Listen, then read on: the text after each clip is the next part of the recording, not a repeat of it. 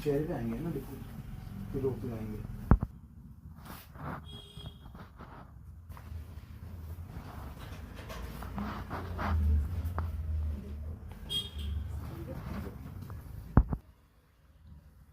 Relax relax relax, बस एक बार और।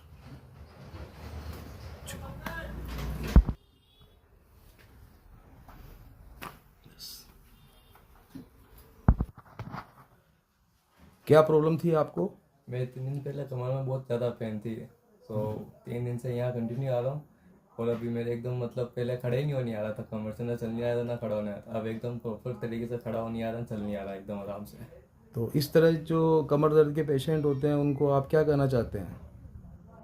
एक तरह से सही है यहाँ आना, बहुत अच्छा बात। बहुत अच्छी मतलब लगा कि एक तो नॉर्मल मेडिकल पे जाओ दवाई लिख देते डॉक्टर के जाते थे, यहाँ एकदम थेरेपी एकदम सही लगी है। धन्यवाद।